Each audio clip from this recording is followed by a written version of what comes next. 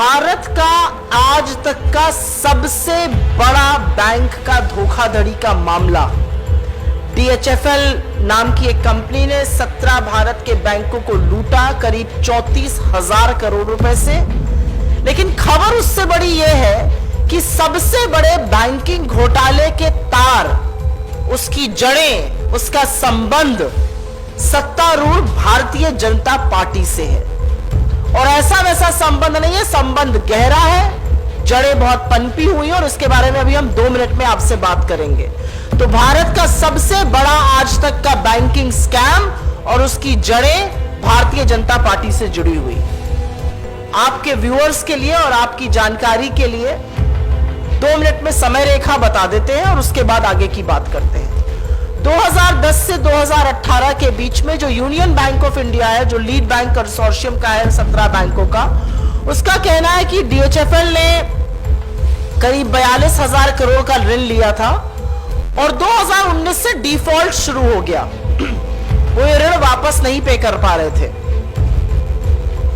उसके बाद जब डिफॉल्ट शुरू हुआ तो एक स्पेशल ऑडिट बिठाया गया और उस स्पेशल रिव्यू ऑडिट में, जिसमें 2015 से 2019 की अवधि का ऑडिट हुआ, उसमें पाया गया कि DHFL ने बड़े तौर से धोखाधड़ी करी थी। अपनी किताबों में गड़बड़ी करी थी, अपने अकाउंट्स की लेजर में गड़बड़ी करी थी, उन्होंने राउंड ट्रिपिंग ऑफ फंड्स करी थी और पब्लिक का पैसा लेकर कुछ विशेष कपिल और दिनेश वधावन ने निजी संपत्ति बनाई थी। और ये क्रिमिनल कंस्पिरेसी का पूरा मामला है और इसको CBI ने अपना आज तक का सबसे बड़ा फाइनेंशियल फ्रॉड किसी बैंक में अगर हुआ है तो मोदी सरकार की नाक के नीचे हुआ और उसको उन्होंने रजिस्टर किया। लेकिन इसमें बड़ी खबर यह है कि मार्च 2021 में CBI ने प्रधानमंत्री आवास योजना, जो बड़े जोर शोर से 2015 में लॉन्च करी गई थी, उसमें भी DHFL और उनके प्रमोटर्स को आरोपी करार देते हुए केस दर्ज किया था। एक फिक्टिशियस बांद्रा ब्रांच के नाम से, सिर्फ ऑन पेपर बांद्रा ब्रांच के नाम से एक बैंक खोला गया, जिसमें करीब 2,60,000 ऋण के खाते खोले गए और उससे इस कंपनी ने पैसा कमाया और पैसा इंटरेस्ट सबवेंशन से भी कमाया गया। लेकिन बड़ी खबर यह है कि यह घोटाला प्राइम मिनिस्टर आवास योजना के ऑडिट में सामने नहीं आया। ये एक्चुअली यस बैंक का जब फोरेंसिक ऑडिट होने लगा तब सामने आया। 2015 से 2018 तक एक कंपनी लूटती रही भारत सरकार को, एक कंपनी लूटती रही जनता के पैसे को। वो PM आवास योजना के ऑडिट में सामने नहीं आया, वो यस बैंक में सामने आया। लेकिन अब सबसे बड़ी सनसनीखेज खबर इस पूरे मामले में और वो है उन जड़ों की बातें, उन तारों की बातें जो हमने पहले कही थी। एक संदिग्ध कंपनी है, एक कंपनी है जिसके खिलाफ केस चल रहा है, एक कंपनी है जिसने भारत का सबसे बड़ा धोखाधड़ी का बैंक फ्रॉड किया है। लेकिन सत्तारूढ़ भारतीय जनता पार्टी उस कंपनी से लगातार डोनेशन ले रही है, लगातार डोनेशन ले रही है और उसके दस्तावेज हम आपको देंगे, उसके डिटेल्स हम आपको दिए दे रहे हैं। करीब 28 करोड़ रुपए का डोनेशन भारतीय जनता पार्टी ने DHFL से, उसके प्रमोटर्स से, उसकी संबंधित कंपनियों से लगातार लिया है।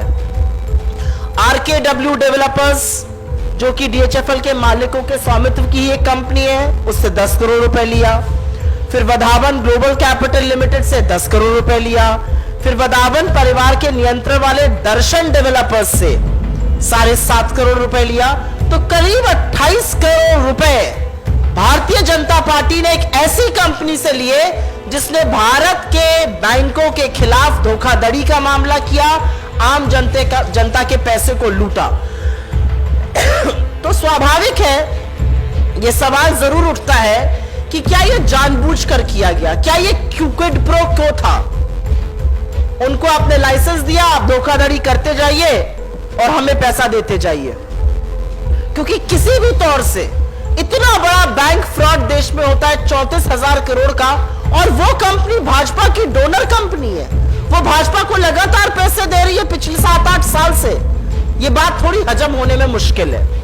आपकी नाक के नीचे हिंदुस्तान के सबसे बड़े बैंक फ्रॉड हो रहे हैं, चाहे वो एबीजी शिपयार्ड हो 20,000 करोड़ से ऊपर, चाहे वो डीएचएफएल हो जो आज 34,000 करोड़ के फ्रॉड की हम बात कर रहे हैं, चाहे वो नीरव मोदी हो, मेहुल चोकसी हो, विजय माल्या हो, जो बड़ा बड़ा चूना लगाकर इस देश को आपकी नाक के नीचे आपकी संस्थाओं को गोली देकर इस देश से चले गए। उनके बारे में आपका क्या एक्शन है, क्या क्रियान्वयन है? और अंत में, क्योंकि ये पब्लिक डोमेन में, मुझे कहने में कोई संकोच नहीं है कि एसबीआई जो बैंक है, स्टेट बैंक ऑफ इंडिया, उसने तत्कालीन रिलायंस कम्युनिकेशन जो अनिल अंबानी जी के अधीन कंपनी थी, उसके खिलाफ धोखाधड़ी की शिकायत करी है। आज तक सीबीआई ने इस पर एफआईआर दर्ज करके केस संज्ञान में क्यों नहीं लिया है? क्योंकि एक दूसरा फ्रॉड बन रहा है। तो सवाल बहुत ज्यादा है, लेकिन सबसे महत्वपूर्ण और सबसे ज्वलन सवाल यही है कि भाजपा ने एक ऐसी संदिग्ध कंपनी से, जिसने हिंदुस्तान के आवाम के खिलाफ, हिंदुस्तान के बैंकों में 34,000 करोड़ रुपए का फ्रॉड किया, मोदी सरकार के तत्वाधान में उनकी नाक के नीचे, उससे इतनी मोटी रकम डोनेशन की क्यों ली गई? और क्या यह रिश्वत है उनको इस तरह का फ्रॉड करने देने की? डीएचएफएल के खिलाफ मामला 2018 से ही चल रहा है। 2018 में ये बात लाइट में आ गई थी कि वो अपने पेमेंट्स पे डिफॉल्ट कर रहे हैं। मीडिया रिपोर्ट्स के बाद इसको संज्ञान में भी लिया गया था और उनके खिलाफ मामला चल रहा था। अगर एक कंपनी के खिलाफ बैंक फ्रॉड का मामला चल रहा है, तो क्या राजनीतिक नैतिकता ये कहती है कि आप उस कंपनी से डोनेशन लीजिए? उसके बारे में फाइनेंस मिनिस्ट्री को पता है, उसके बारे में कॉर्पोरेट अफेयर्स मिनिस्ट्री को पता है, उसके बारे में आईबीसी को पता था, एनसीएलटी को पता था, डीएचएफएल बिका, उसको पीरामल्स ने खरीदा। ये सारी पब्लिक डोमेन में नॉलेज है। और उसके बाद भी आप एक ऐसी कंपनी, ऐसे प्रमोटर्स, ऐसी एसोसिएटेड कंपनी से लगातार डोनेशन ले रहे हैं। तो या तो आपकी पैसे की हविश बहुत ज्यादा है और आपको फर्क ही नहीं पड़ता कि पैसा कहां से आ रहा है। All that you understand is the color of money, irrespective from where it is coming. It could be coming from fraudsters today, it could be coming from anti-national elements today, it could be coming from terror funding tomorrow. तो आप तो सिर्फ पैसा लेना जानते हैं, या और मुझे ऐसा लगता है कि यह सवाल जरूर उठना चाहिए कि क्या यह वो रिश्वत थी जिसने अलाउ किया, जिसने हौसला दिया वधावंश को ये करने का जो वो कर गुजरे। सबसे बड़ा देश का बैंकिंग फ्रॉड 34,000 करोड़ रुपए करना कोई आसान बात नहीं होती है। और अगर ऐसा हुआ तो बिना सरकार के संरक्षण के, और ऐसी सरकार के संरक्षण के जिसकी पार्टी ने लगातार ये मामला उभरने के बाद भी डोनेशन एक्सेप्ट करी, ये अपने आप में सवाल उठाता है।